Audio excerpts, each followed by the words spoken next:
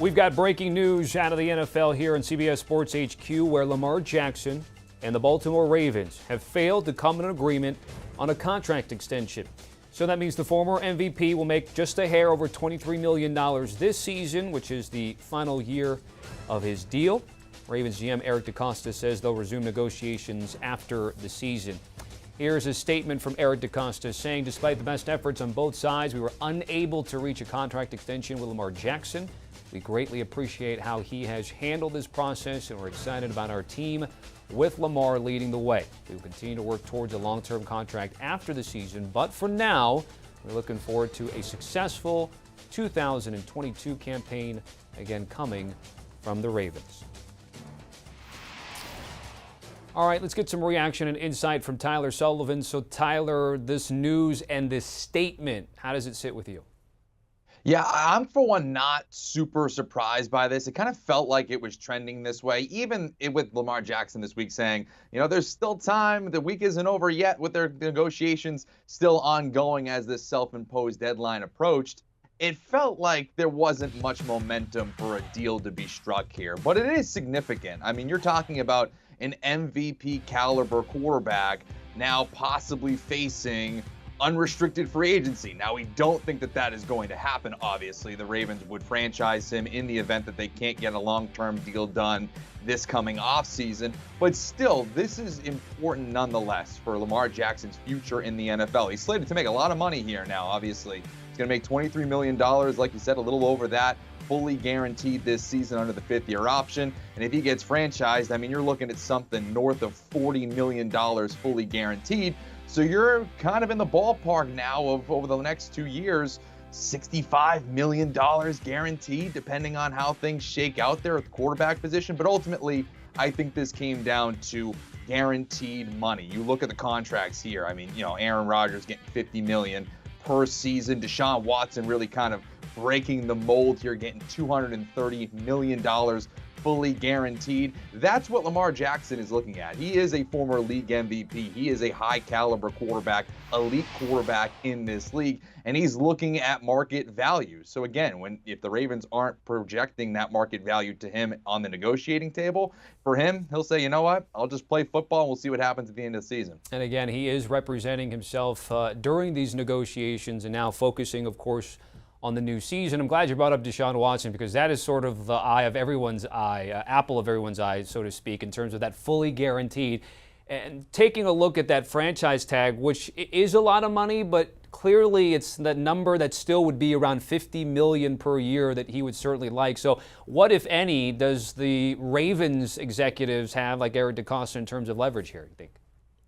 Yeah, I don't know if they have much, because the more and more Lamar Jackson kind of plays this thing out, I feel like the more advantage he has. Obviously, the big variable going into this season for Lamar Jackson is remaining healthy, because if all of a sudden he gets hurt, well then all bets are off. We're kind of changing the conversation here. But if he's able to stay healthy and be the Lamar Jackson that we've seen in the NFL, we've seen other teams try to move on from quarterbacks of his caliber. It's not an easy thing to do. These elite quarterbacks do not grow on trees. And with a Ravens team that is earmarked to contend in the AFC, not just for 2022, but going forward, now that they're fully healthy, you need to have a quarterback like Lamar Jackson at the helm. So again, if the longer Lamar Jackson waits, yes, there is risk, because obviously anytime you step on a football field, there is risk of getting injured. But the longer he stretches this out, not only is he increasing his value to the franchise, but also that number for him could continue to go up as well.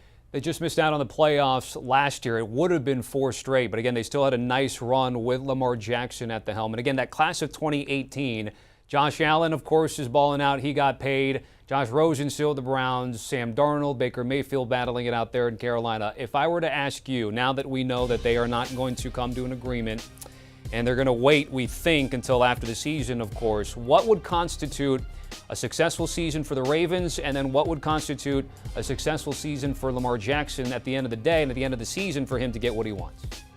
Yeah, I think a successful season for Lamar Jackson, first and foremost, like I said earlier, to get out of the year healthy.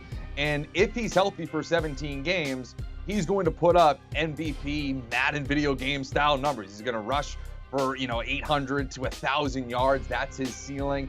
Throw for another 3,000 plus. So that's what his ceiling is, and I think that that's what he brings to the table when he's fully healthy. So that's what you should expect from a healthy Lamar Jackson over 17 games. Now, in terms of the Baltimore Ravens, they should be a team that contends in the AFC. I believe that they're favored or not right there with the Cincinnati Bengals for the division lead, the odds-on favorite to win the AFC North.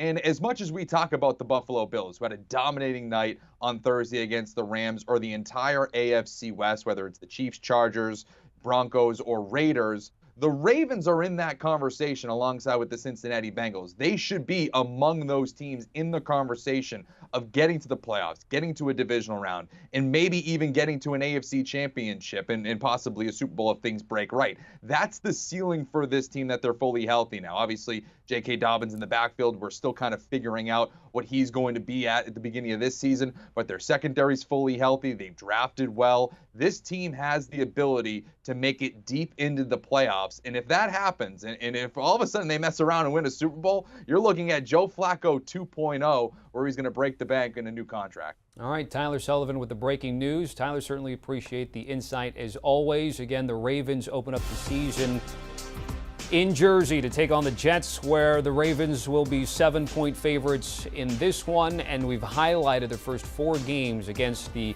same division, the AFC East. Of course, they're going to be at Jersey, then at home against the Dolphins, in New England, and back home with a Buffalo team that was certainly impressing everybody last night on opening night against the champs. And it'll be interesting to see Mark Andrews, all-pro tight end, Isaiah Likely, everybody high on that rookie and the usage of their tight ends. I want to remind everybody of the Pick Six podcast, host Will Bridson of the Super Friends, your daily NFL football fix. Make sure you download and follow or scan that QR code today. Do you want a sports network that delivers everything that matters about the game? The highlights, the picks, the instant analysis, no yelling, no fake debates, no politics. Hit the subscribe button and never miss a moment.